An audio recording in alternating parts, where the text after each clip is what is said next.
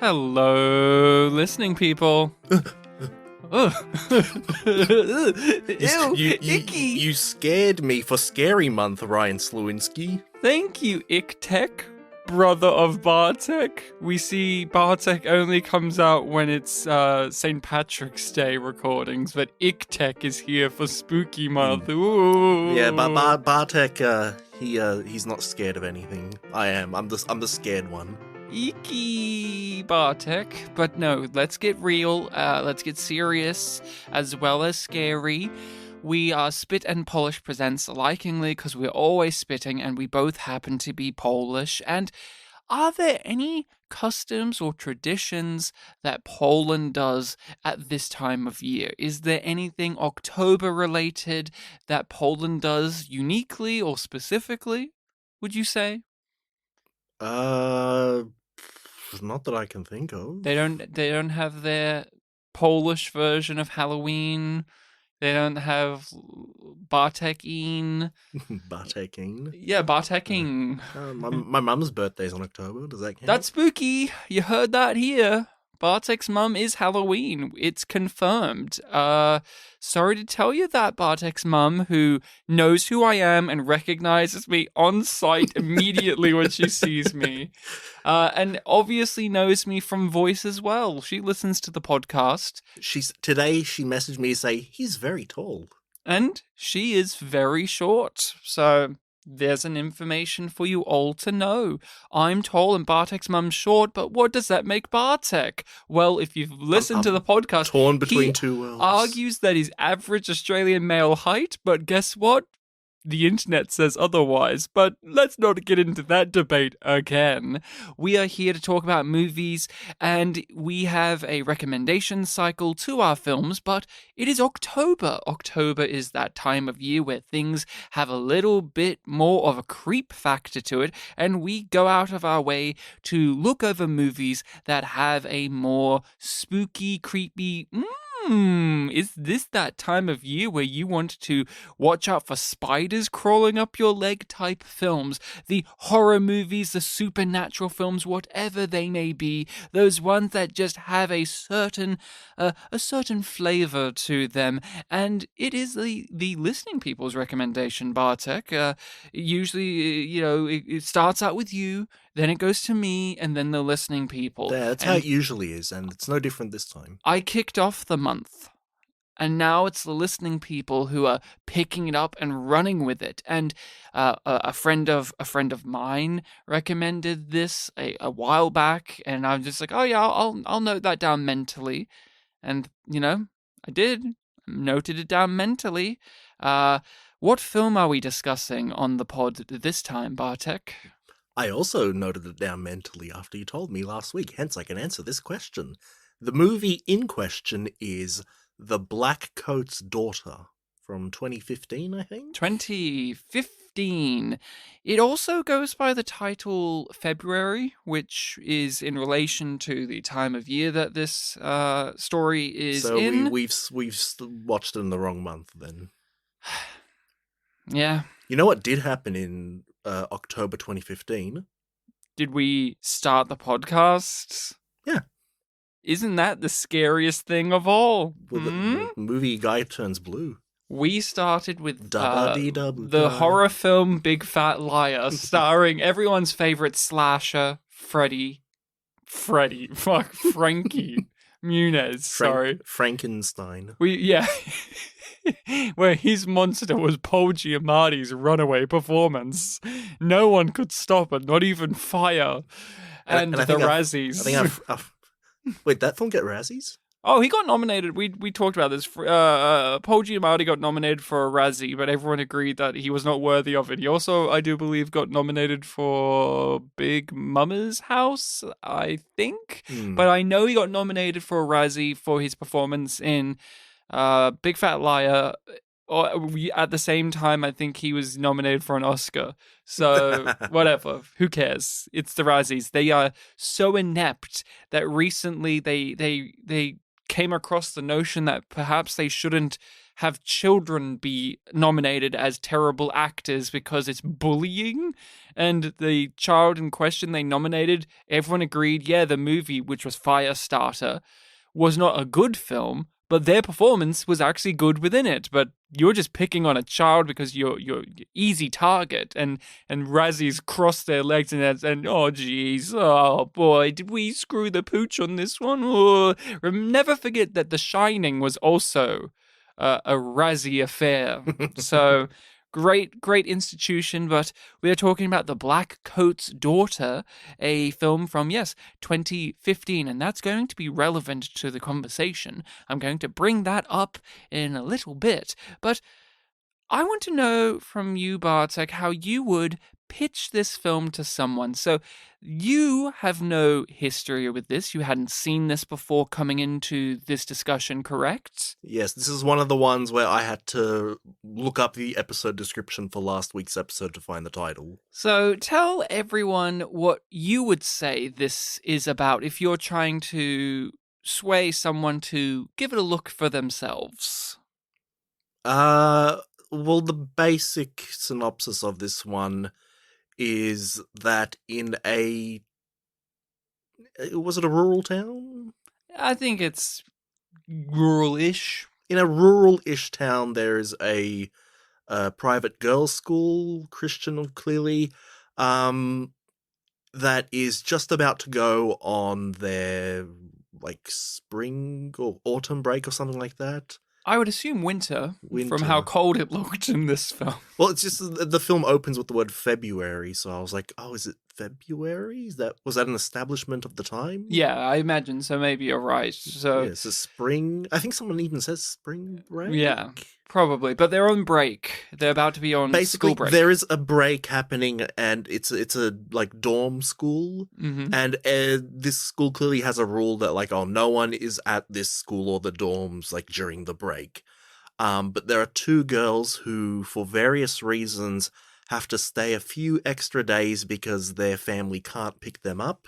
One of them is a relatively popular girl, and one of them is a sort of creepy girl, unsettling, shy, creepy kind of girl.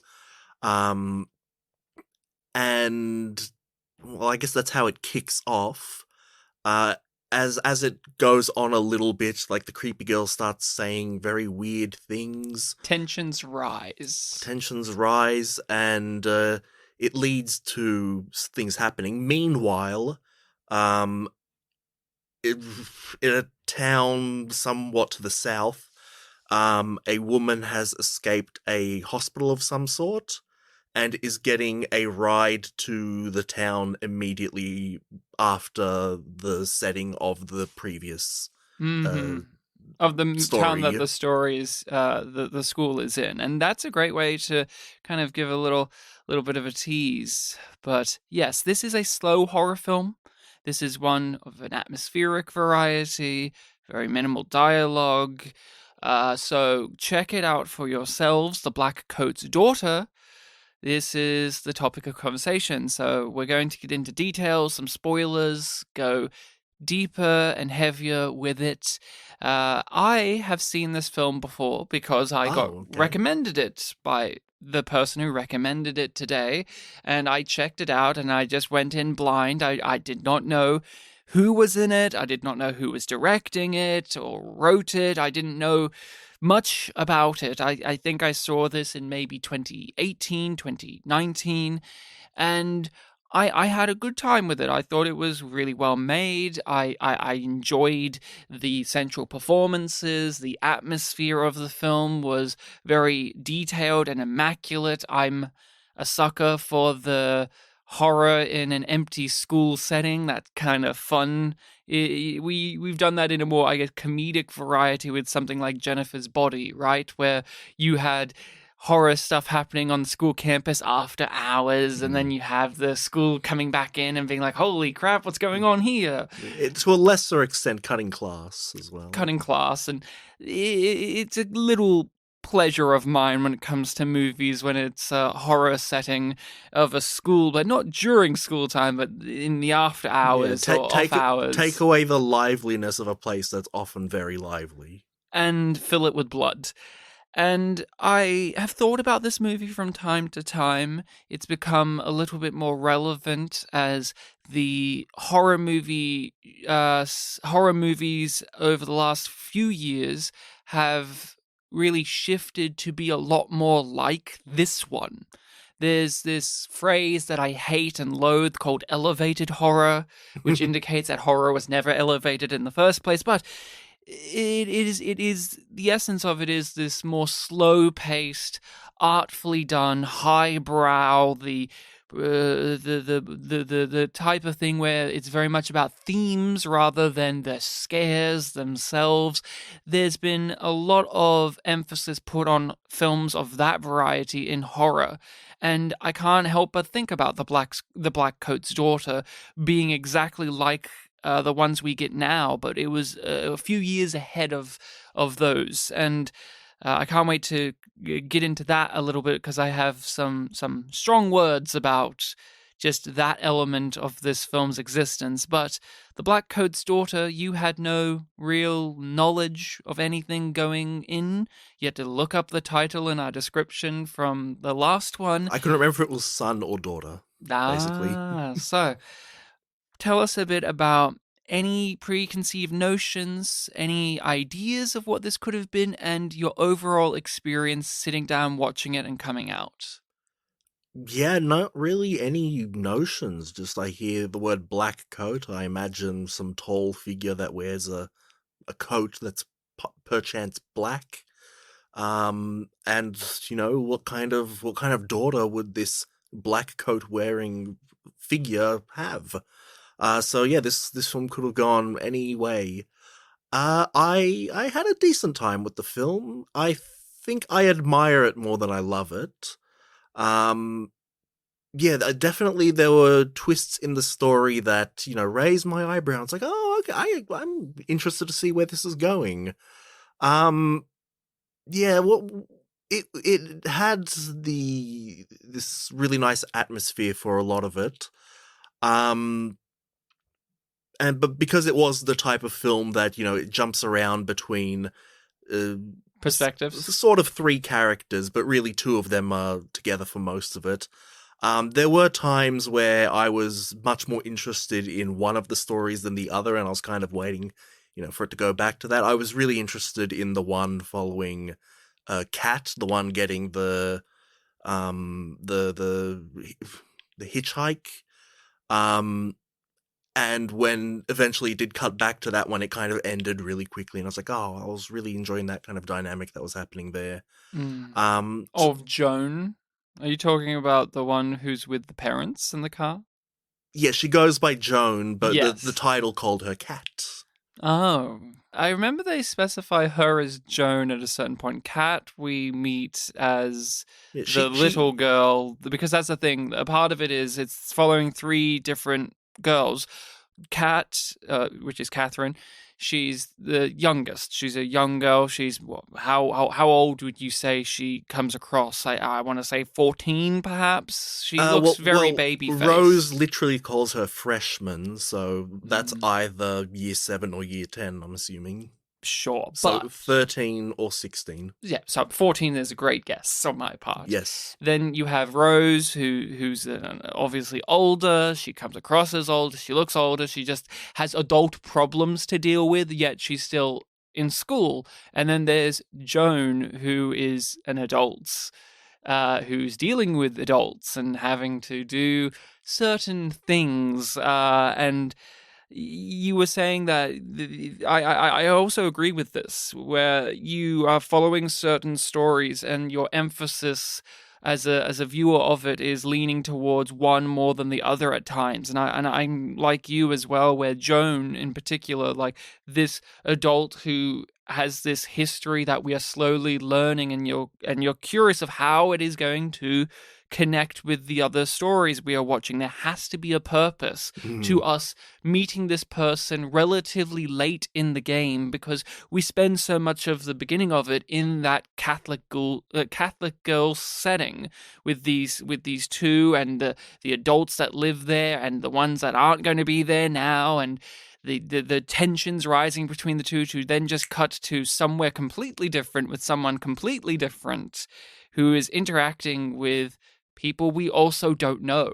She doesn't know them and we don't know them. So I completely am on the same wavelength as you, and I've seen this before, so I even had more investment because I'm like, I know where this goes, so Hmm. I'm actually wanting to focus on this even more than I did the first time. Yeah, definitely the way that it all came together in the end, yeah, really did, to use the word, elevate my interest in it. Um, yeah, if I do rewatch it, I can definitely see myself being a little bit more interested in that regard. And you said you admired this perhaps more than you actually enjoyed it or liked it. I'd say yeah, I liked it, didn't love it. Like I said, it all coming together was really effective for me. Um, I guess you did mention that this is a slow paced film, and I'm not. There are some times where I'm totally into that. Sometimes I'm not. This one, not so much. Yeah, like I said, the Jones story was really interesting me, and no coincidence. There was a lot more dialogue in that one, a lot more interaction between some characters. We definitely had that with the first story, but a lot of the more dramatic moments of that one was like the isolation, like Rose is alone and she's hearing sounds in the distance. Oh yeah. Mm. Or Cat is talking on the phone and you can kind of hear the voice on the other end and you're straining to hear what is actually being communicated across. Mm. I understand. And there's a mystery to Joan. Yeah. While with Cat and Rose, they have very relatable and or understandable problems. We open up, at least early on, with Kat having an almost ghostly premonition of her parents' death. She's convinced that they're dead. She has this look of a destroyed, burning car, and she's like horrified at it. And then we cut to her marking off the calendar, Mum and Dad, and a love heart, and everything she does going forward is just put in like bold and italics with her because we have in our mind, oh, the parents are never going to come because they're dead. How come she knows that? Why do we know that? Yet it is never actually confirmed in the movie. You get a sense that it's going to be confirmed, but we never hear it. We never get it told to us outside of her having this weird ghostly premonition or vision or some sense of this just being a fact for Yeah, her. there is a mystery with that character as well, because yeah, she has the premonitions, she's got her personality, which like, what's the deal with this personality? Is there some sort of darkness there? Which there is. And she even at one point says to Rose, like, oh, your parents aren't coming because they're dead. And we later learn, like, oh no, at that point they're not dead, so Right. And you are thinking, is she saying that her parents, Rose's parents, are dead, or is she talking about her own parents? Because she says things in a way that you could read in multiple rather than just one. And that's why I actually found Kat to be the most interesting of the characters. I love that performance. It's my favorite performance in the film. I love her performance. I found her very sinister but actually funny at the same time. That was something that was really well handled because there is a little bit of humor with her being the creepy sinister child. You could tell that not only the performer but the character is having a ball with it. They're just like, yeah, this is great. When I get to call an old lady a cunt, it's just like, this is great. Like, there's this obviously, and I don't mean this as a pun, but I'm going to say, but like devilish grin to a lot of her actions that she takes. And the more, I guess, decrepit she looks as it goes along, the more just there's a spark in her eye of just like, this is great. This is what I've been wanting to do, just as a performer, as well as the character.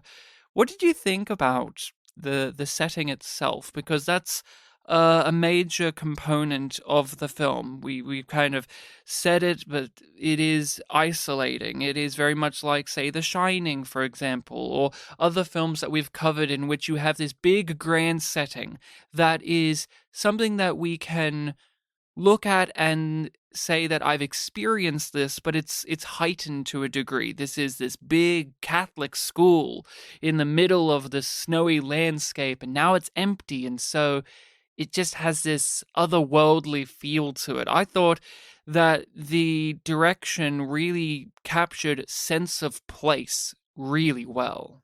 I think even before it was isolated, like when we still had the students there and we had a lot of scenes with the principal or the father in charge of it. Yeah, it was already building itself up as like this is what it's like normally, where it's very much going for that private school, like you're representing the school kind of thing. We have our values that we're proud of, but yeah, just the look of the film, like it feels like I didn't even remember if it was snowing or snowy at the time, but it just felt really cold. Like, ooh, yeah, this must be winter. I don't know why they said February earlier on, but this feels like winter.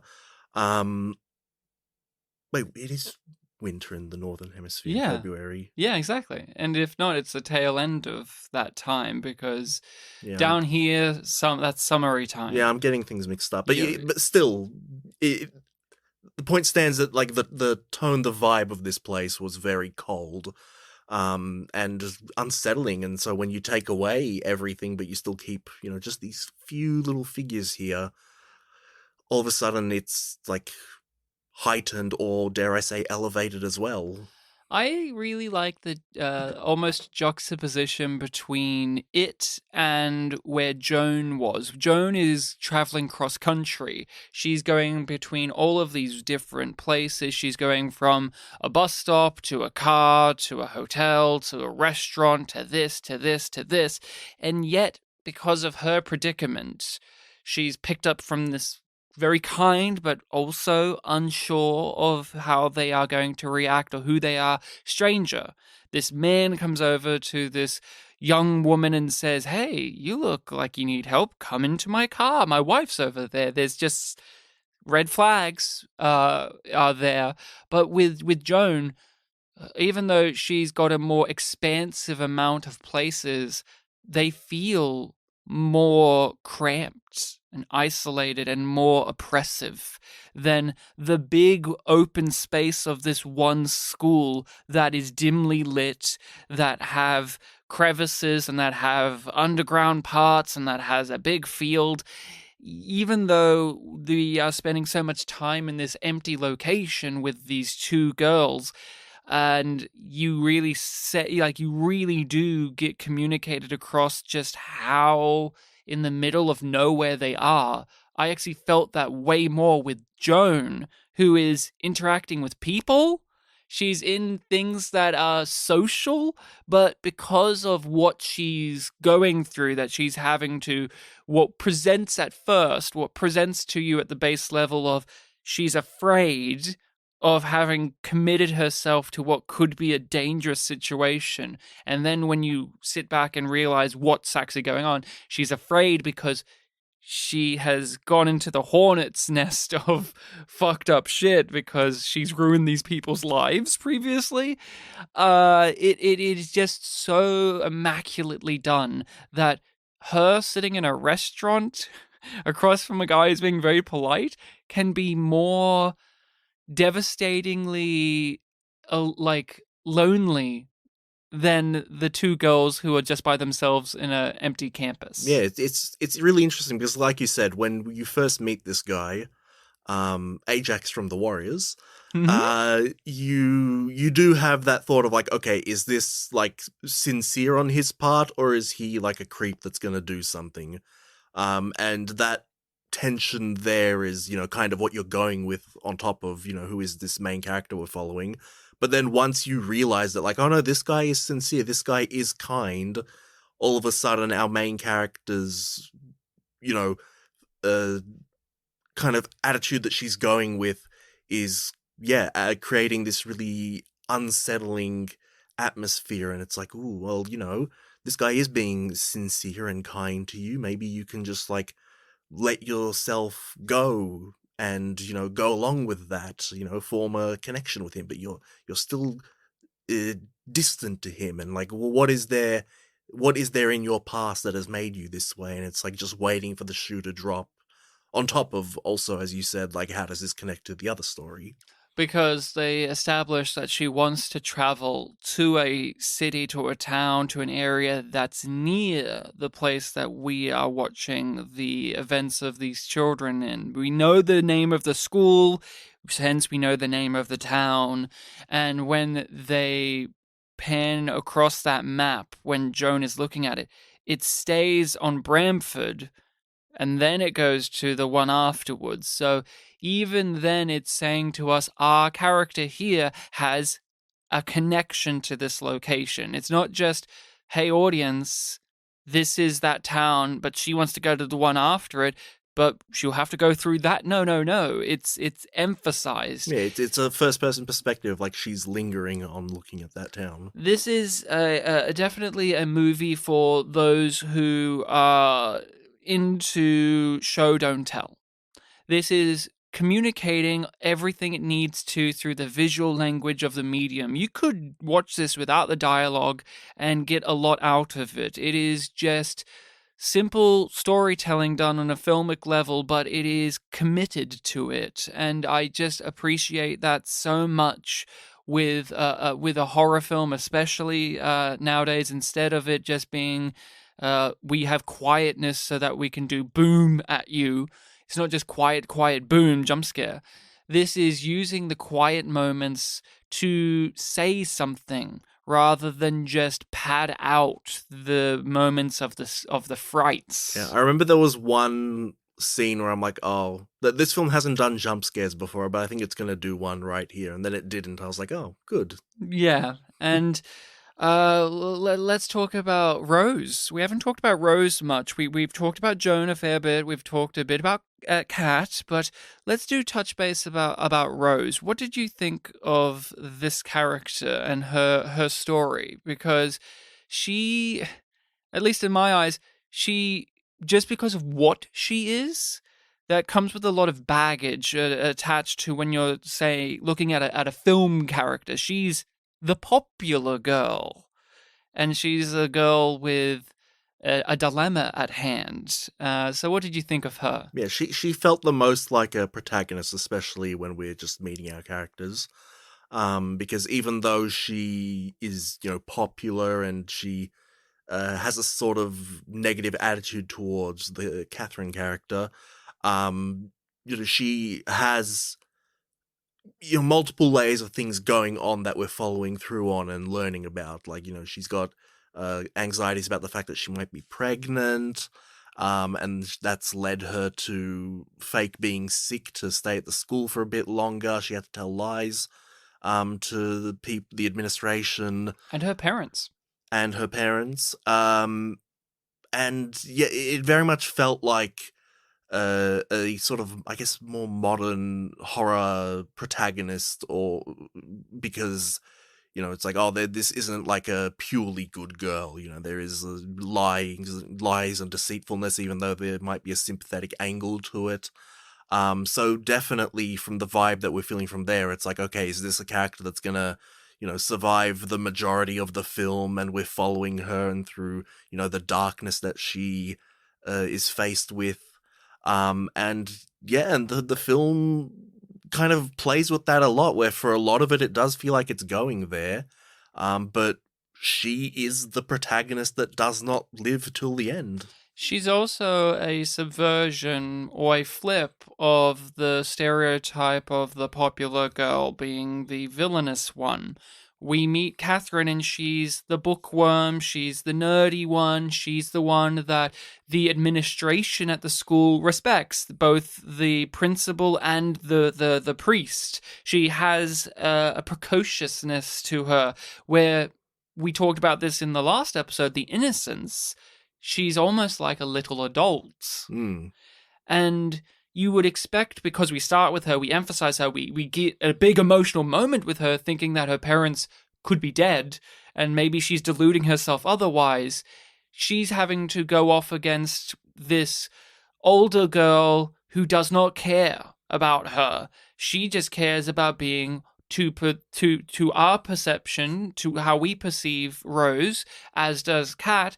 This older girl does not care because she wants to be the party girl who goes out drinking with her boyfriend and has something going on. And despite the fact that the principal said that you have to look after me. And the more we get to know Rose, the more sympathetic she becomes, and the more obvious it is that she's the one that we would want her to be the protagonist of this story, because she has a deeply human aspect to her. While Kat, the more we get to know her, the more we are further away from her as a person, because she just is handling things and reacting to things in a more psychotic and really off-kilter way. But Rose, she is going through something that you can imagine many girls go through, the pregnancy scare, but she's handling it in a surprisingly level-headed way. She has her fears and her emotions about it, but she's not staying here just to go partying or to even... She doesn't even know why she's staying here. She's contemplating, okay, if I stay here, maybe there's enough time to find out that I'm not pregnant, and then I can go on break. Or if there is an incident, I can maybe take care of it. She at least is going to talk to the guy. And I really liked Rose on this watch. The first time I watched it, I was just like, oh yeah, she's good. But I like the mystery plot with Joan, or the overtly creepy plot with Kat. But this character and this performance behind Rose really anchors everything that you have going on in the film. And there was it's obvious, but it was such a telling piece about the character of when we cut back later to the school photo, because we see her school photo. Yeah, we get that twice. We see the photo itself throughout the movie. It's a touchstone point for many characters. But when we cut back later on to her sitting down and getting the photo, and you see it click and the camera takes the photo, and then it just keeps going on her face of this big girl like the Laura Palmer from Twin Peaks. I'm all smiley and I'm all pristine on the outside, but she drops that expression and it just lingers on it for so long. You see her put it on, and it's all kind of in slow motion, and before she puts it on, you're remembering what the photo looked like. It's like, oh, is she actually going to be able to pull off that look in this shot? And then she does, and it's like, oh yeah, she did it. And then the very slow putting it off, and yeah, I was thinking during that, like, okay, I know what they're going for here. Are they going to nail it? And yeah, she quite nailed it. It's subtle how they build up her likability as a character to us as an audience, because I can only speak for myself. But when we do get to the end of her journey, when we get her demise, I felt really upset about it. We are told that she is dead before it happens, because this is a film that plays around with the linear. It's a non-linear story. We get information told to us at surprising points, and it recontextualizes what we've seen before, but also how we go forward with the narratives that we've been following. We get told about halfway through the film that Rose dies. She died at the school. Specifically, the Joan story is set like a decade after. And so when Rose does meet her end, it's because of our knowledge of things that have already happened to her. We feel for her because she's not going to be able to make it out. And again, this is about visual storytelling. This isn't trying to beat you over the head with reasons you should like her. They're not just making her like extremely sympathetic. She's still, in part, a selfish teenager. She cares about herself more than she cares about other people, but it's an understandable level of selfishness. This is a life-changing event if it was to be the case that she was pregnant. Like, you don't hold anything against her for being doing what she's doing and reacting the way she's reacting to such a thing. In fact, it made her more understandable once we really dug into the weeds of it all. But I just really wanted to go over Rose because I think in a horror film, in a film like this, that's baiting you and switching around things and having demonic stuff in the underpinning it all, it would be easy to just fall into talking about Joan and Kat and just going over their stuff and their performances and their character reveals. But Rose is the person that she doesn't make it. She doesn't get to make it in the end. And she's this emotional core to the film to me. And I really love that performance. What did you think of the performance? And were there any moments of the Rose character that you gravitated towards or that have lingered with you? I mean, yeah, the extended photo scene, definitely that shot said it all. Even just watching her attitude shift throughout the film, because, like we've already established, it was put on her that you have to look after this creepy girl. And she makes it very clear to that girl that, like, look, I don't want to do this. Just don't enter my room. I'm going out, whatever. And then as the film goes on, you can see that she is genuinely starting to get concerned about, like, what is going on with this girl here. Is she a threat? Is she a threat? Is to herself or to me? I really liked that one moment of her looking around for Kat, and she, at the start of it, is just like, oh, where's this little girl gone? Ah, shit, should I have been here to look after her? Did she get herself in trouble? And the audio, because this film is also not just visual, but the audio is really well done too, of the music and the soundscape. She starts hearing this voice, it's obviously Kat's voice, muffling through, just coming through the vents and the heating system, and she's following the breadcrumbs and going further and further down in the campus and going underneath the ground and going to the boiler room. And the performance from this actress really built from her just being, oh, I should have looked after this girl. How silly of me. Oh boy, am I going to get in trouble for that? Hopefully she's okay, to, oh no, something's wrong, to, oh no, I'm in trouble because she is an issue. Because I had my chance. That was an amazing scene. That was a fucking amazing. Talking about acting, these two girls, I know it's weird to say, but the chemistry just comes off the screen because they have like anti-chemistry, but it works. Like these two characters genuinely do not have anything in common with one another other than they're both in the same place. Like, they're both girls. They're both girls, but there's just nothing for them to bond over in the slightest, and neither of them really want to. It's just that scene of, you had your chance. They could probably be a good comedic duo. Oh, there was some funny stuff in this film. This wasn't, at least in my eyes, I don't know if you feel the same, but I do think there was some moments of levity rather than, say, comedy. There was some moments of like, oh, that's kind of a little bit fun or a little bit sweet or something, especially because Kat is a young child, like she's a young girl, and I think the film is aware of this doe-eyed, innocent-looking girl, that there is some mileage to be had of just a little bit of the fun of having her be this vacant-eyed child. I mean, when we first meet her and she's always talking to the principal or the father, in those scenes, she genuinely is this really timid character where it's like, you're not going to see the performance? It's like, can't I stay here? Oh, that amazing line of, how long does it take to get there? The same amount it would take to get back? She's guilting the priest for not coming to her performance? That was great. I love that. I mean, yeah, Kat, what an interesting character, because you describe her as like a creepy girl or whatever, and in my eyes, it doesn't start out, at least well, no, she doesn't start that way, but in the scenes, when it's at the dorm, like, it starts to become that. But when you look back, she was kind of a creepy girl from the beginning. Like, the way she is talking to people is off.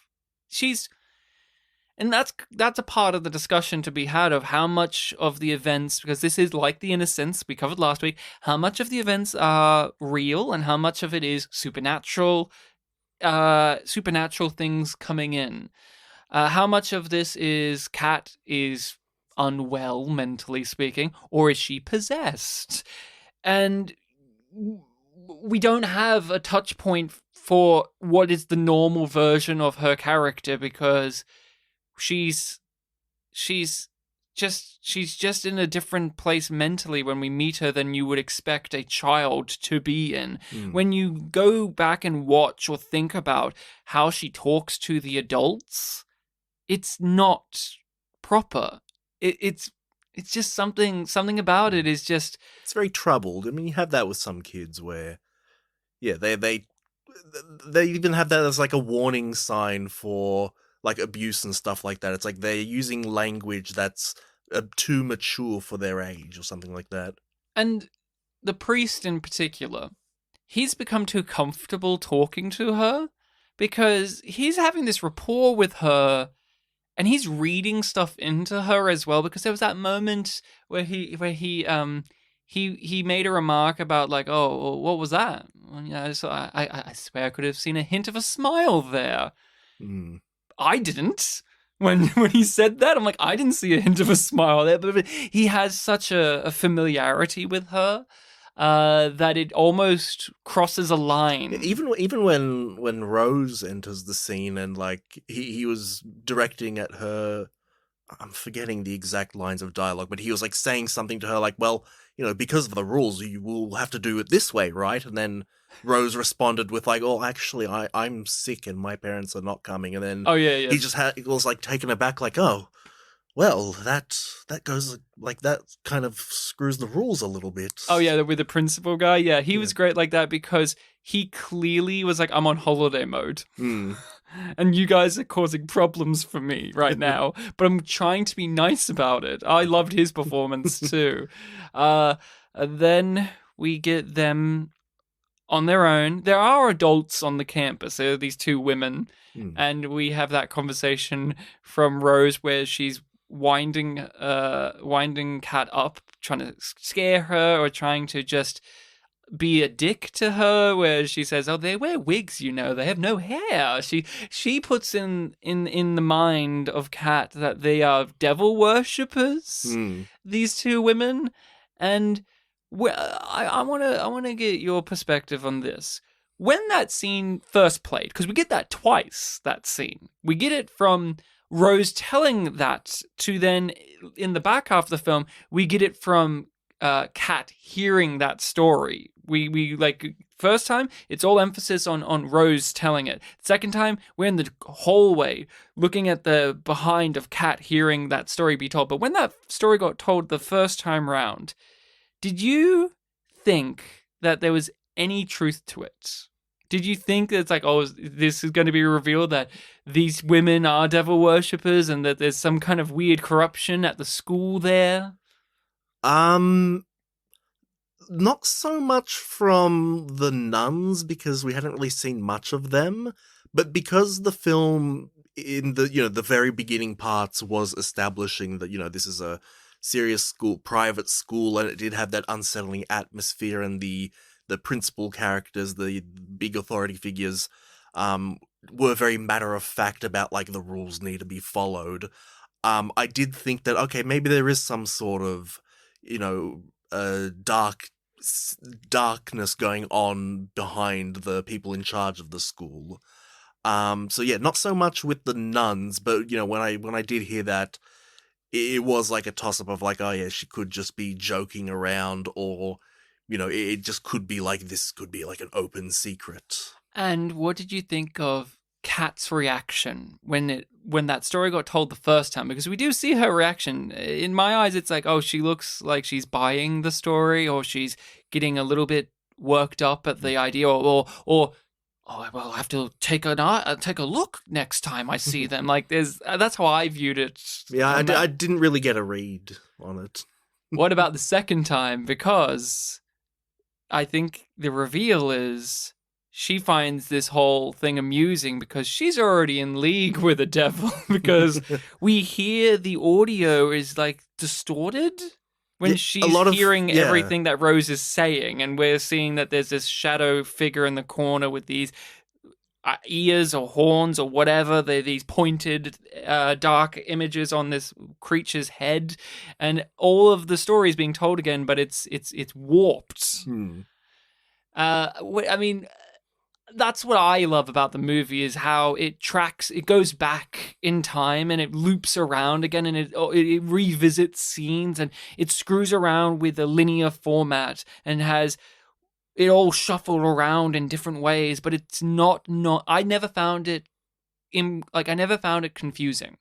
I always could track why the movie was taking this step in time rather than putting it all A, B, C, D, E, F, G. Yeah.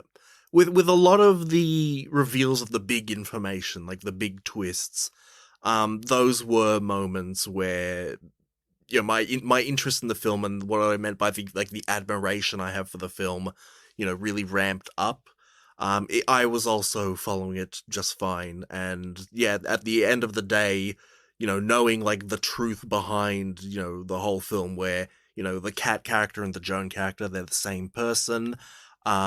Initially that was like, ooh, okay, let's see where this is going. But then later on, you get the extra twist of like, oh, not only are they the same person, but like one of them was during possession and one of them is after possession. It's like, that's a whole another layer that like I didn't quite, well, I mean, because it takes to like towards the end of the film when you find out that they were exorcised, it's like, oh wow, that there alone is like worth the rewatch. It is. I think that really adds a nuance to it, and I'm glad that you vocalized that there, because it's not something that you may immediately pick up on your first watch. It's all about like, oh, they're the same character, and why is it playing like this now? Oh, she's met these people and they're doing these things. I could track it very easily when it came to the shuffling of the timelines and events, and why are we going back to revisit this scene? It never felt purposeless or just confusing for the sake of atmosphere. I found it exciting, actually. Oh, we're going back to this scene. I must have missed something that first time. I'm glad that we're coming back. And the reveals are great in my eyes, but it goes beyond just the reveals to a psyche behind them. So we get information about Rose is going to be killed, she's going to be murdered, and it's going to be most likely from Cat, of course, because in the timeline that's 9 years post what we're seeing at the school, her parents are going back to the school to remember her, to leave flowers. It's the anniversary. Her parents are the ones giving Joan, in quotes, the lift. The lift. And they say things like, yeah, they had to test the blood to make sure that, you know, because her head was cut off, and you're saying, oh, that's bad. So it's really going to get gruesome. And because of the ways that we learn these things from Joan, who is a character that's feeling immense amount of trepidation, fear, stress, we are feeling it in 10 times, because we know that after a certain point, Joan is Cat. And so what's she going to do to these nice people? We maybe at one time thought that these nice people were the threats, but now they're the ones in danger, like their daughter, like Rose. They basically fall to the same fate of underestimating a pretty young blonde girl. Again, those subversions, man, they get you. The dark-haired popular girl who may be a bit of a bitch and she would rather go out with her boyfriend and get laid or whatever. No, it's not actually like that. It's actually a little bit more nuanced. And same with the older man who, yes, was in The Warriors, that actor. The older man who sees a young pretty girl at a bus stop and says, hey, you look cold. You want to get in my car? No, twists it around, and he's actually a genuine person and a nice guy, grieving. What did you think about the emotions of the movie? Because although atmospheric, there, at least for myself, there was a heavy emphasis on sadness. This is a very somber film. Well, yeah, there's a lot of mourning for the dead in many different ways, where there is, parents grieving for their child being dead. There's potentially, children mourning their parents being dead or the thought of it. And then you have, related to the big twist of the film where the black coat is the demon possessing the girl who she sees as a sort of father figure. And in the 9 years later storyline, her big stress is the fact that, like, I want to have that back. So it all ties together with that theme of mourning for family, or what you perceive to be family. And Rose is also mourning the loss of her future because she clearly doesn't want a child, and she's worried about that. And so when she has her last stretch in the film of she finds out she's not pregnant, and it's the happiest she's ever been in the film, only to then just get killed. Yeah, unceremoniously, without expecting it. What did you think of the kills, or the reveal of death in this? Because it always gets me. Like that's lingered with me. The way that violence has been implemented in this has lingered with me in many ways over the years since I saw it that first time. And I know visiting it again, I was like, will it still do that? And it did for me, especially Rose's death, but also the reveal, the multiple reveals of the death of the women, the nuns that were at the school. Were they nuns?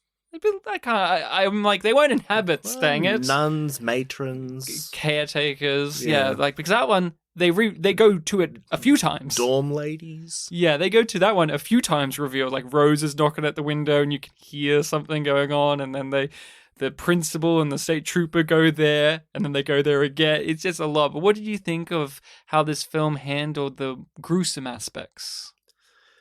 Yeah, it's one of those ones that isn't going for, like, the flashy death traps and you're seeing every step of the... Well, you are seeing every step, but you're not... It's not like a slow-paced, every step of the way falling for the big Rube Goldberg machine thing. It's just very sudden, and these characters are no longer there. And, for the matron characters, because they were a bit more minor, you could buy that a bit more. But for Rose, like, you've heard us talk about her throughout this episode. Like, she is a big deal. She's one of our 3 leads, and when you really break it down, one of the 2 leads, character-wise, not actress-wise, because the older one of Kat is a different actress.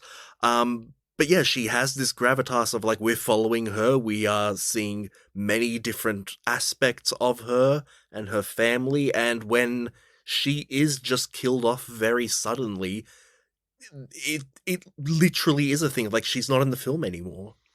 Her spirit doesn't exist still. Her presence isn't felt anymore. She's just gone.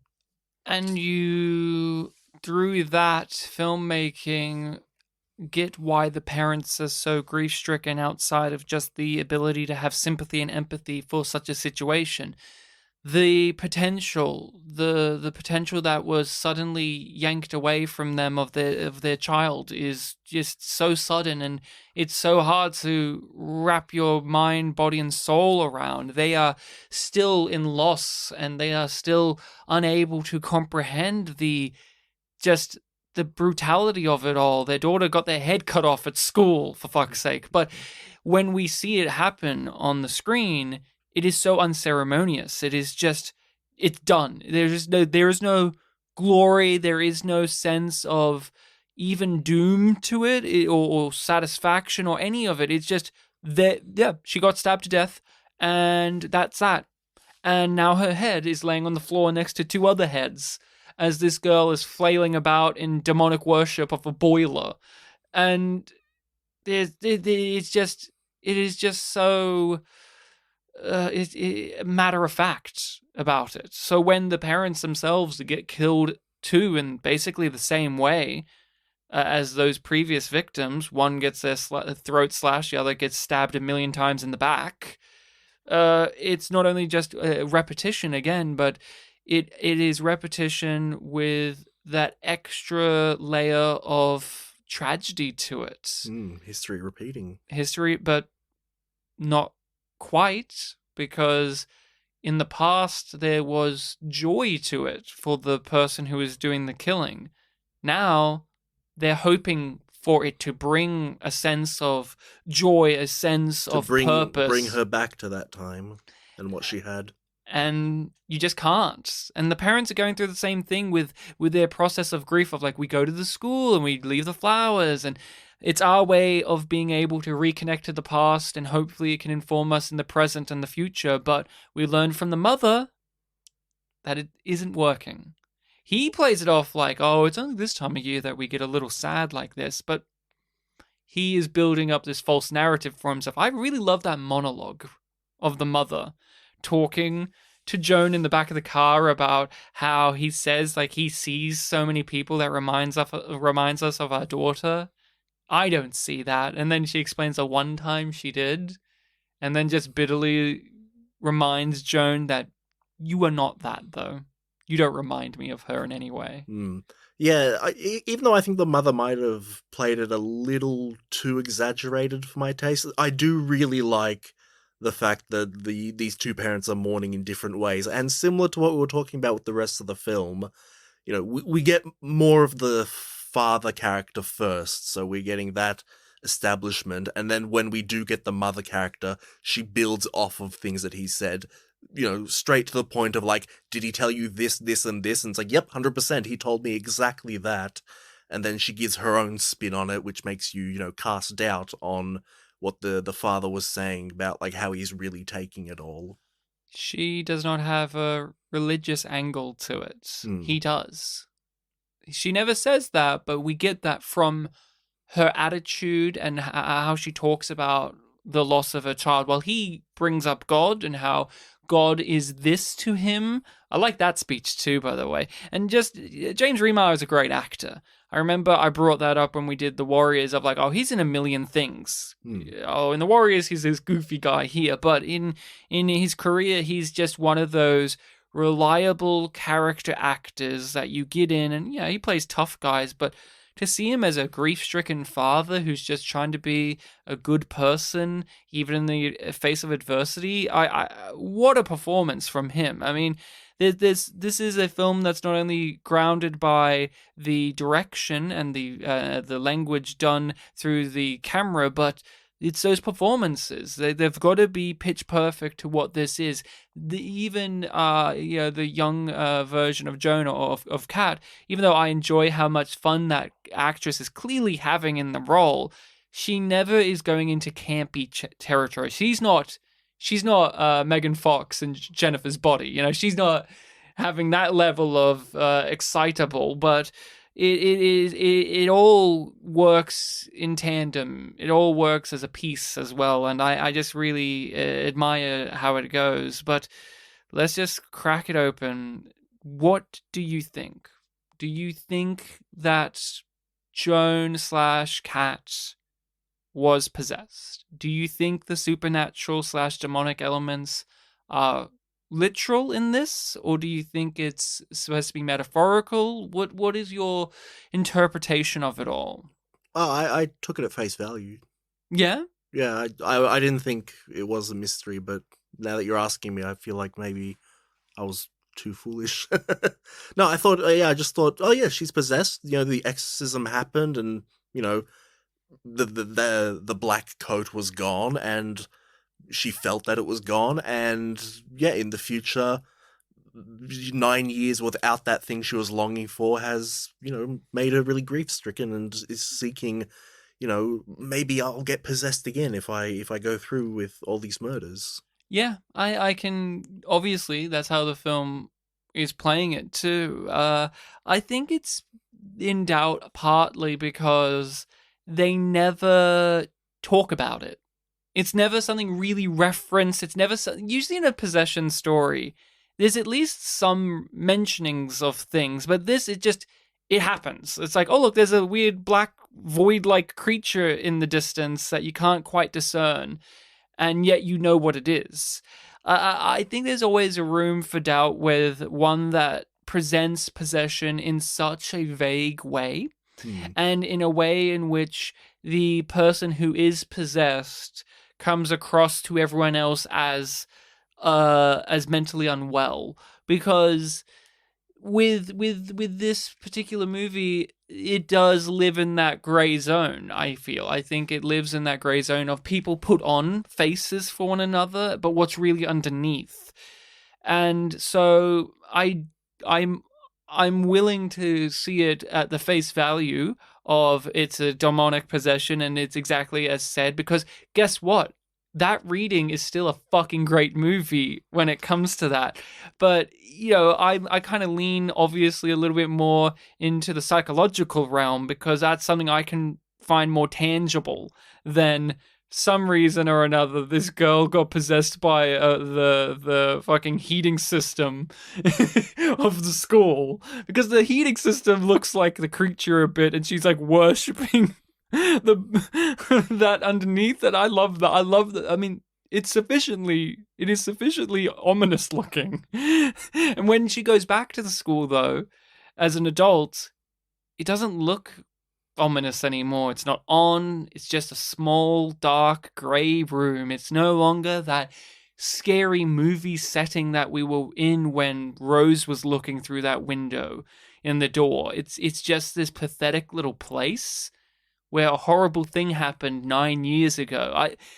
Wow, the Oz Perkins who directs this, he really nails sense of place so well, and being able to get the same location and make it change as a character too.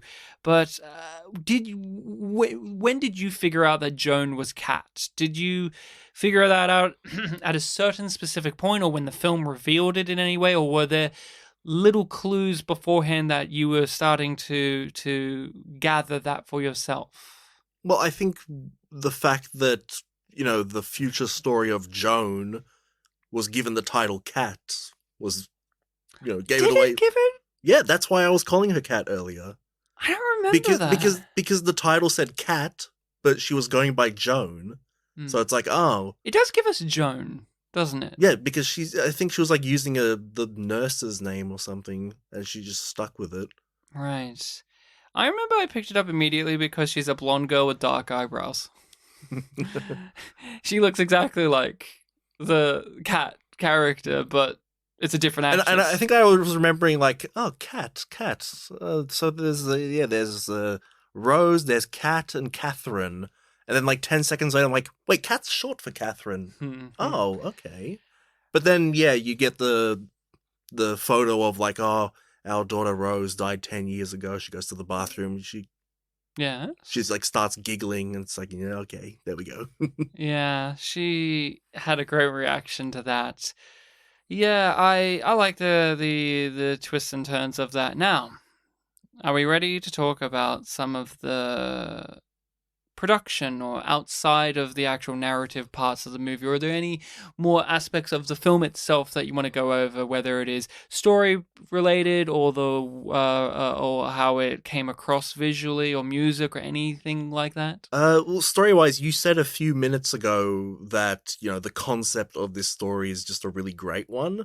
And yeah, I fully agree. Like before, when I mentioned like, oh, I wasn't too into the film, like slow pace, very dark, atmospheric.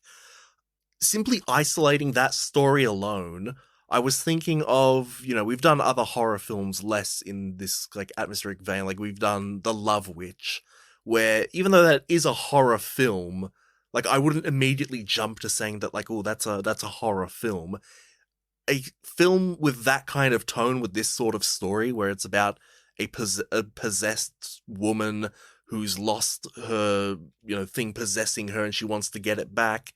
I could see a story in like the tone of The Love Witch, where it is kind of a bit more comedic, while still being like incredibly dark. Like, oh yeah, I'd really like to see this basic narrative idea explored in like a different fashion. So that's the really big thing that I'm admiring. Like, I just really love the concept. It's malleable. Yeah.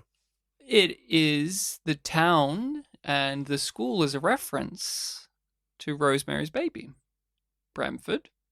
So it has that devil thing going for it as well. Again, What was Bramford in Rosemary's Baby? I think it was the name of like the complex they were living in. Like the big apartment? Yeah, it's in the trivia. I can double check it for you. Mhm. But this definitely does have, when you go to the devil worshipy stuff, Rosemary's Baby and The Omen are always the two that jump out. Those are the big devil movies without actually having a guy with horns show up and be like, hello, it's me, the devil here. Without Legend. Without Tim Curry in Legend. And again, he was just a devil. It even argues, is he the devil? And he was darkness. He was darkness. Yeah. He was, he had multiple titles in that. So just to answer your question, the Bramford is also the name of the notorious apartment building in the novel and film of Rosemary's Baby, There we go. in which Guy and Rosemary move into. So it's a little reference for your horror fans. It's giving a clue away at the beginning, saying, we know what we're doing. Yeah, it's a great movie, but I didn't remember the name of the apartment, so But try harder, Oz Perkins. Oz Perkins. Now, to get into some of the other stuff. Yeah, you've been building this up. Oz Perkins is the son of Anthony Perkins, who was one of the greatest actors of the 20th century. Just, that's a fact. Obviously, he's well known for being Norman Bates in Psycho. Have you ever seen Psycho? It's the only Hitchcock film I've seen. And he's great in it. Mhm. That's a film, again, relies on atmosphere, relies on lots of storytelling being told without words, but when there are words, those actors rise to the challenge. Norman Bates is one of the most iconic, it's weird to say horror movie characters, but I guess, he is a horror movie character, but he's so damn likable, Anthony Perkins, in that role, that you feel conflicted about it, but he's also something wrong with him. And he was a great actor. He was in multiple things. And so Oz Perkins is his son. And this is his debut. This is his first film. This is his first film he's directed. And I just find that fucking shocking, because this does not in any way come across as filmmaker's first movie. This comes across as someone who's made many movies. It's just so polished. It's just so mature. It's so well realized that very confident. It's a I just wanted to go over that because he's an actor's son who himself is an actor. Oz Perkins has acted in several things, and this is clearly a case of a guy who has spent a majority of his life within the industry. His dad was in it, he's been in it, he's obviously seen filmmakers make their things as well as just be watching it, and he's soaked it up like a sponge, so that when he finally made his own movie, he wrote and directed this, it just jumps out and says, yeah, I'm an accomplished filmmaker. And I just really wanted to bring that to the forefront, because it is like, I'm still shocked that this is the debut for Oz Perkins. This, like, if you said to me, oh yeah, Oz Perkins, he's like a cult director, he's made several films, he's made 3 or 4 films. It's like, this one was third time's the charm. But this is his first out of, I think, 3 or 4 films he's made. Was it actually his first? I remember looking it up, and I thought there was a few things before this. Probably like shorts and stuff, but yeah, at least maybe feature film. Feature film-wise, yeah, I can see that. And this came out in 2015. Now, I want you to grab your phone and have a look at IMDb for this movie, because there's 2 things in particular that may jump out. One I want to just say now is it has the 3 lead actresses' photos on there, and they all look the same because they're all blonde ladies with dark eyebrows. And although Rose does not have blonde hair in this movie, that actress, I've seen her in other films with the blonde hair, and it's just that specific casting choice is just really well done. The actress who plays Kat was in Mad Men. She's Don Draper's daughter. She recently was Sabrina Spellman in The Chilling Adventures of Sabrina. She's really great in that. And of course, Joan, the adult version of Kat, is Emma Roberts, who is obviously related to a famous Roberts as well, Julia. She's, I think, her niece. Yeah. And They do look similar. yeah, they all have this thing going on. But what's the rating on IMDb, Bartek? The rating on IMDb is unappreciated masterpieces territory, 5.9 out of 10. 5.9. Now, you said you admired this more than you maybe liked it, but 5.9 out of 10? Would you say that this movie's a 5.9 out of 10? Well, it deserves at least a 6. I'm literally like that too. I'm like, come on, we can't even get it up to like a 6. It's shocking. It's fucking shocking. And if you go to a lot of other review places, audiences hate this movie. Okay. You read reviews and it's like boring, slow plotting. And I remember that was a thing that turned me off of watching it when my friend recommended it, because I did a quick, oh yeah, I'll Google this, and then you see generic looking horror movie poster of two women's faces joined with a thing in the middle, and you're like, and then 5.9, or at that time it was like a 5.4 when I looked at it years ago. I will say the featured review, just like the default one that I see on IMDb, is like, it's titled Mesmerizing and it does say 6 out of 10. I'm like, oh, there you go, that's kind of it. Like, I didn't love the film, but I can agree that mesmerizing would be a word for it. But 2015 is an interesting time. So with this film's production, it was made and released on video on demand in 2015. It was shot and then filmed, and then they just pooped it out on just random video on demand sites. Then in 2017, it got picked up by A24. Are you familiar with A24 by any chance? When we did 20th Century Women, you made a big deal about like, oh, and this was an A24 film, and I'd heard the name before, but I don't actually know the conventions around, and I still don't quite do. So they're the ones that are basically the hoarders of this elevated horror stuff. They're the ones that make the artsy films. They're the ones that make the highbrow, thematic, little dialogue.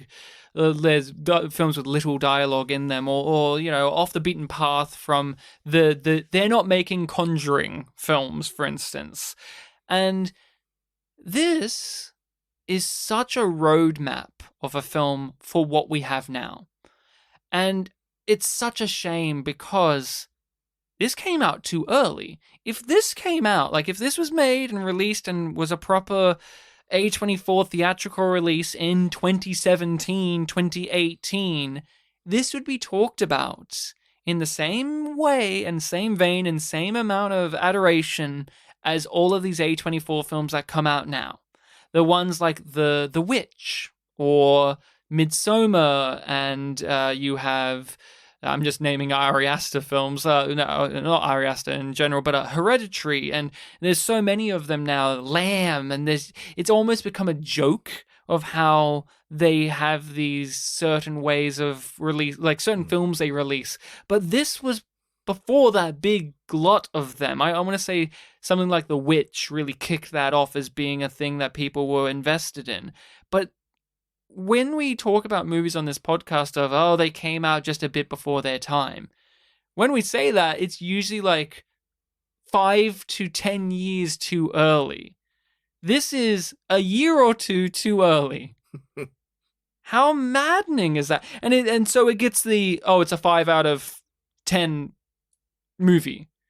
But I bet you if this came out in 2018, after things like The Lighthouse... Came out alongside Neon Demon. And then his second film was a Netflix movie, and it's got a very long title. It's actually quite humorous how long the title is, and that reminds me of those movies from the 60s. I also enjoy that movie. 4.2 out of 10 on IMDb. And then he did a Hansel and Gretel movie where it was called Gretel and Hansel because Gretel's the main character in it. Yeah, again, not the highest rated movie either. And it's just so peculiar to me because acting wise and on a technical level, these are more than competent. And we rarely talk about this on our podcast of like the fan reception reviews. This is more something that the contrarians would do when it comes to this. But I just wanted to have a discussion about it, or at least bring it to your attention, because I just find it so interesting and befuddling that this does seem like a case of it lives in a genre that's very demanding from its viewers of like what is good and what is bad.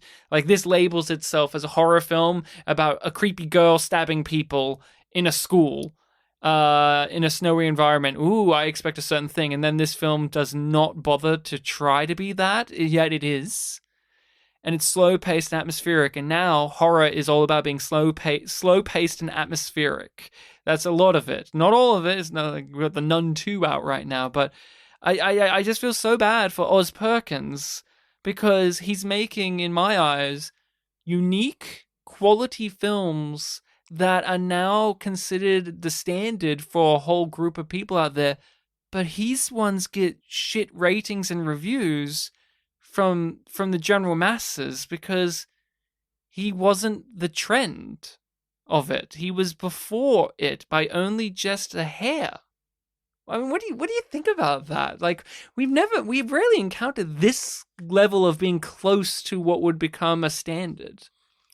I mean, we have talked in the past about the concept of the cult classic, the film that wasn't appreciated in the time it came out, and then later on would become appreciated. Maybe if it hasn't happened already, maybe we're maybe a year away from it actually becoming a cult classic. That would actually be pretty funny because in the film it's like a 9-year time skip, and next year will be the 9th anniversary of the film. Like if it became a cult classic next year, that would be very poetic.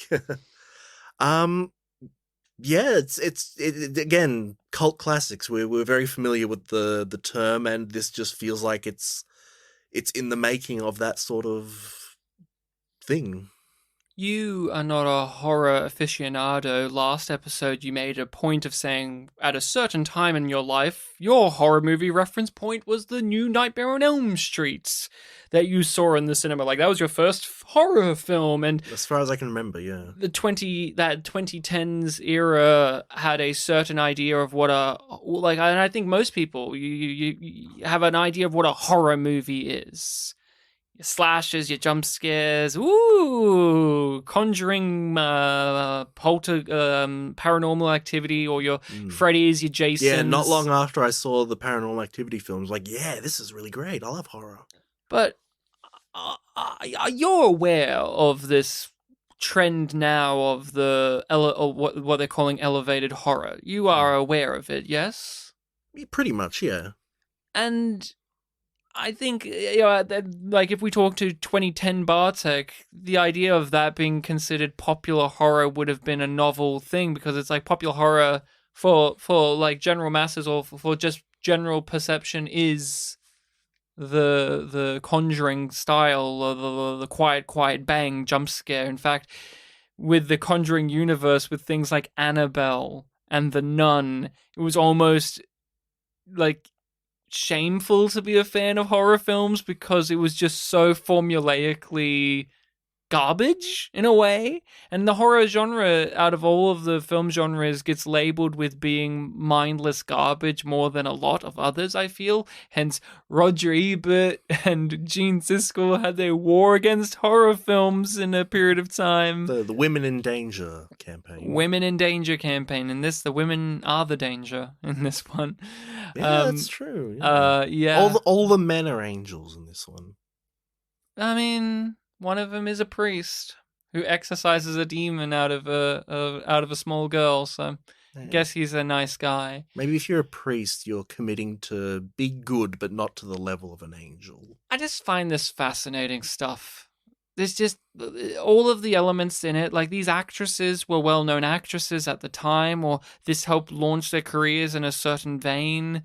The director / writer behind it, although this is a debut for them when it comes to feature-length movies, they're of a pedigree. They have had a career of acting themselves, but they are also the son of one of the greatest actors of the 20th century, who was in one of the most iconic films of the 20th century as well when it comes to Psycho, right? And so him coming in being like, yeah, I'm going to be a director of a slow-paced horror film, that would win right now. Like, all that stuff I just said to you, you would imagine, oh, that would be successful. Now, not in 2015. Fuck you, Oz Perkins. Who do you think you are? Coming in with that. Wait 2 years, you idiot. So upsetting. What a weird coincidence that the son of iconic horror guy made a horror film. Yeah. And that's funny too, because Anthony Perkins, outside the Psycho franchise, was not really that much of a horror guy. He was like a funny guy, a sweet guy. But speaking of which, one funny thing, we were talking about Emma Roberts before. mm-hmm. I remember way back I saw in the cinema Scream 4 with my stepbrother. It's the only Scream film I've seen. She's in that, right? She's in that, yeah. It's I don't know if we're allowed to spoil Scream 4 in the Screform in the Blackcoat's daughter Spoiler, episode. is she the killer?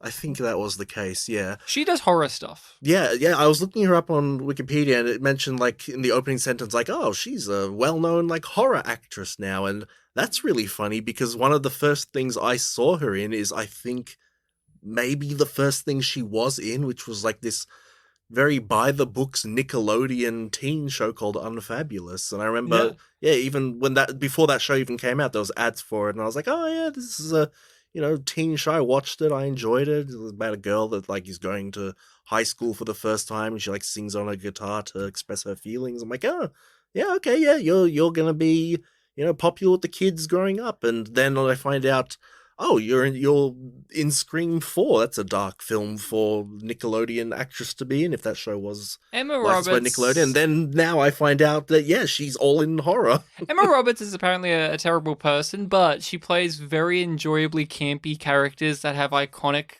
sequences. She is, you may have even seen this meme, I'm pretty sure it's her in American Horror Story, which is an ongoing anthology series. You probably heard of American Horror Story. That's the one where every season's the same actors, but it's like different stories? Yeah, or at least familiar actors. Sometimes they swap them in and out. Emma Roberts, I do believe in that one, there's a reveal of her character you think is dead, and she comes down the stairs and she's like, I'm back, bitch. And it's just so iconic. And there's another one, I think it's from American Horror Story or Scream Queens. Again, she does these type of shows where it's supposed to be a genuine reaction. It's not supposed to be funny, but she does like this prissy girl pouty face that is just really, really funny. But it was her trying to be legitimate in that moment, but it was just too funny. And people just use that image all the time of her doing this prissy little schoolgirl reaction to something like, oh, I didn't get what I wanted. But it was her legitimately trying, and it was just one of those funny things. But that is the Blackcoat's daughter. That's what I wanted to go over when it came to some of these outer things of the movie, because it's just, you don't get that type of stuff around a movie like this now. When Ari Aster or Robert Eggers comes out with a movie and they do their thing, everyone's just like, yeah, that's accepted. We just accept this and we can't wait to watch it. Or people say, it's overrated. Like, there's a conversation.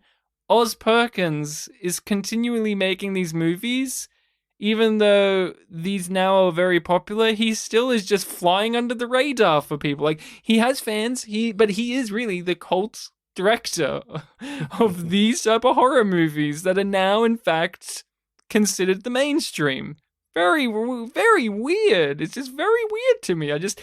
My brain just can't process it. It's just, like, the mathematics should be like, he should be more successful and well known for this stuff, but he really isn't. And so, is it just the audience scores? Like, what about critic scores? Yeah, for some reason, a lot of his films just don't pass. Like, they get critic reviews and they're positive, but there's so many, like this one, well-known critics just didn't review it because it originally came out on video on demand.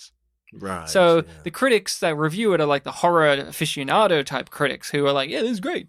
Or no, it's not great because I like certain things in a horror movie. Like, I actually watched a couple of reviews, and there was this one review that's like, yeah, I didn't like the movie when I first saw it, but then, I watched it again, and I was like, oh, I get it. But the first time I watched it, I found it confusing because it wasn't structured like a horror movie. It was so confusing to follow these timelines, and I'm like, was it? The film literally labels itself with, like, we're following this person now. Get on board. But that is The Blackcoat's Daughter. Bartek, would you recommend it? I would. Again, I don't love it. I admire it a lot, but yeah, this is a good one.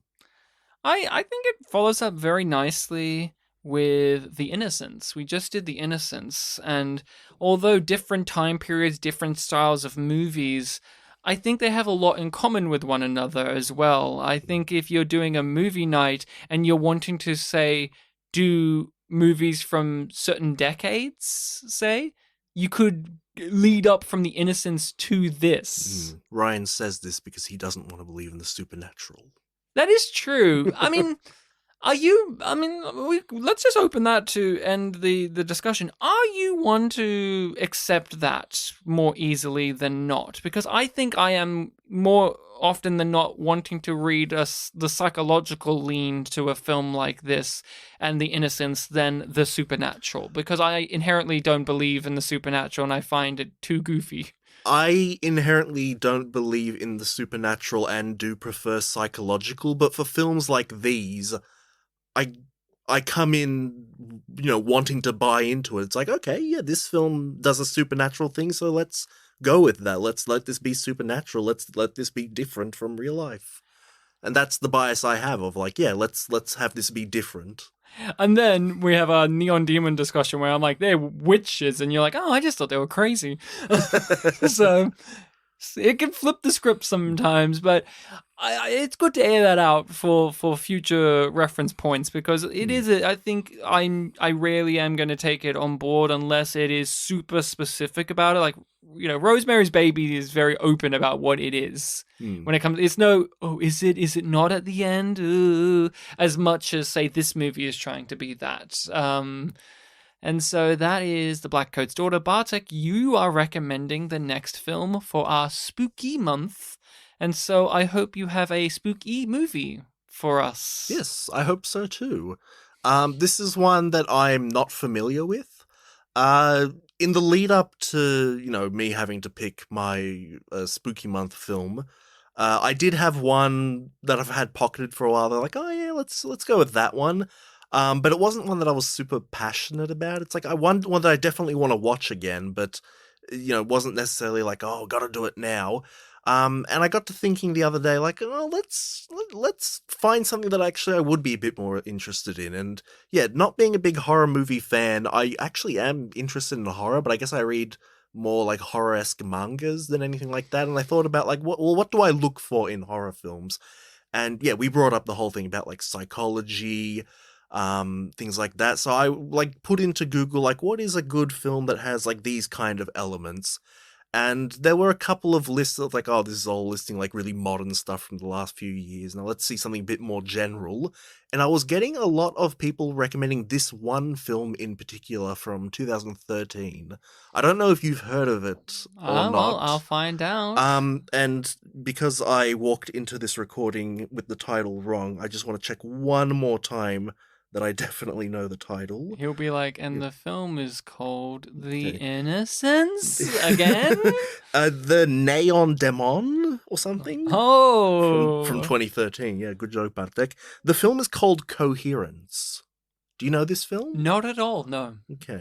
I don't know the film. What did you originally think it was called? Because when we you thought, before we recorded this, but like, I gotta check it. Like, oh, I added two extra letters. Did you think it was Incoherence? Yeah, it's that minor. I thought it was Incoherence, and I was gonna say Coherence. Like, matter-of-factly, without any sort of doubt, but then I saw that it's like, oh, it's actually called Coherence. So you and I do not know this film. You know more than I do from just your quick little googly, but neither of us have seen this. So that will be a fun little journey for the podcast. Yeah, what little I did see people saying about it, it very much felt like a Ooh, I don't see how that could be good, but they're saying it is, so let's Isn't see. that always great when that occurs to you as well? When it's like, oh, I didn't think that, but hey, people are saying something, so let's see Well, if we're gonna join it's in a on thing that that has ride. potential, but it's like, yeah, this could go either way. Well, Coherence. I look forward to it, and we will be discussing that next time. Oh, another film that I think suffered a similar fate to the Blackcoat's daughter is Starry Eyes. We talked about that on a previous spooky month, where that has a following and had a little bit good of word of mouth of time, but I think that one came out a little too early as well. That was like 2015 as well, right? It Around was the same time. thereabouts, yeah. It's one where it's like, if that came out at the same time as The Love Witch came out, people would have been talking about it as much as they do The Love Witch, which, interesting. I think Starry Eyes has more fans than The Blackcoat's daughter, sadly. But next time we'll be talking about the 2013 film Coherence. I know nothing about it, and Bartek knows a little. So we will be going over that. So give it a watch for yourself, and then come back and join us for the magical ride of horror and or creepiness. Who knows where it'll land? Maybe Bartek's recommended a spooky clown movie is one of those. Tim Curry comes in and he's just like, spooky clown again. He's just doing his Pennywise bullshit. Who knows? I'll find out with you next week. Thank you all so much for tuning in and listening to us babble on about a Catholic horror film. Hey, should we do more Catholic horror films? I said like Babylon. Like, what about Babylon? Babylon 5, thank you very much. Not even Babylon 5, just what about Babylon? What about Babylonia? What about Damien Chazelle's Babylon? What about Rivers of Babylon by Bonnie M? Okay, thank you very much. Hey, it's a good song. We can be found on social media under Spit and Polish Presents, and you can email us over at spitandpolished@gmail.com. If you have recommendations for us, if you have films that you want us to cover, to talk about, hit us up at our social media or our email address. And if you just want to chat with us, just let us know your opinions on movies we've discussed or things that we have said on the podcast. Hit us up and we'll chat with you. We'll talk with you. Bartek has a nice little back and forth relationship with YouTube comments. So we have our YouTube page as well. Yes, he does. Who is this Bartek? I'm Ictech. Yeah. Bartek had this quick glance in his eyes of, where are you going with it? Oh, yeah, I am Ictech. No, that's what I was leading up to. Oh, I stole your Ictech. Sorry. Well, I mean, I'm happy that you did, because it's like, I'll steal your soul. You remember the continuity. Yeah. I have a continuity. I was just taken aback, like, oh, you said instead of me. That's nice. And that is the podcast. Remember to be kind to each other, or a little blonde girl with dark eyebrows is going to call you a cunt. I loved that scene. We didn't talk about that scene enough, but her going crazy, I just found it so enjoyable. I never felt like when she started going pale and her hair was going, when she had to pray. Oh my God, when they're like, come on, do the prayer. And she's just smiling, like she's cracking up. Do the grace. Do the grace. And she's just like looking at the other Rose's hands locked in and she's just judging. That was so, so good. We did have many years ago, Spooky Month and Grace thing happen. Oh, yeah? It was when we did the Wolf Creek 2, and I said Grace. Oh, thank you for reminding me. And you liked it because I didn't make a joke out of it. I was like really sincere or something. I like sincere Bartek. Very rare to see that, but I like it nonetheless. Yeah. I got an email, and normally when you get an email, it's like, spam or someone I know, two equally awful things. Yes. But this email actually seems like really horror focused, so I thought maybe I'll read it out. Okay. So the subject heading is, let me see, the secret to nailing all the pussy you want. 15-inch black monster. No.